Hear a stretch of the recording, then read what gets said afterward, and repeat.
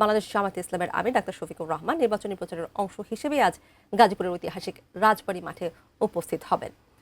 তার আগমন উপলক্ষে ইতোমধ্যেই প্যান্ডেল স্থাপন করা হয়েছে গাজীপুর রাজবাড়ী মাঠ থেকে। বিস্তারিত জানাচ্ছেন মাজহারুল ইসলাম মাসুম।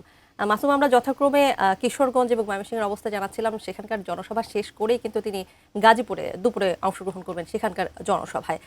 সব মিলিয়ে আসলে সেখানকার কি অবস্থা দেখছেন, প্রস্তুতি কেমন দেখছেন, আমাদের একটু জানাবেন।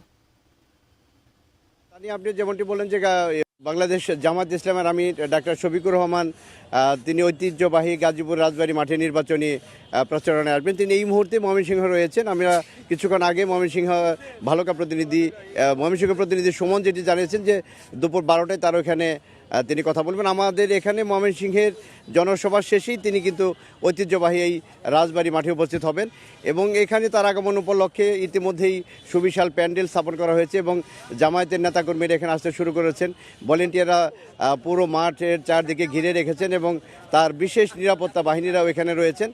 এছাড়া আইনশৃঙ্খলা বাহিনীর উপস্থিত রয়েছেন এবং 1 লক্ষাধিক লোকের সমাবেশ হবে এখানে, এমনটি আমাদেরকে জামাত ইসলামের গাজীপুর মহানগর শাখার যিনি আমির রয়েছেন ডাক্তার অধ্যাপক জামাল উদ্দিন, তিনি আমাদেরকে জানিয়েছেন যে প্রায় 1 লক্ষ লোকের সমাবেশ এখানে হবে এবং আগামী ত্রয়োদশ জাতীয় সংসদ নির্বাচনের উপলক্ষে তিনি সারা বাংলাদেশে যে তার নির্বাচনী প্রচার কার্য চালাচ্ছেন তারই অংশ হিসেবে কিন্তু আজকে তিনি গাজীপুরে আসছেন এবং এই গাজীপুরের 5টি আসনের মধ্যে বাংলাদেশ জামায়াতে ইসলামের পক্ষ থেকে 3টি আসনে তাদের দলীয় প্রার্থীকে মনোনয়ন দেওয়া হয়েছে এবং 2টি আসনে শরিক দলের প্রার্থীদের মনোনয়ন দেওয়া হয়েছে।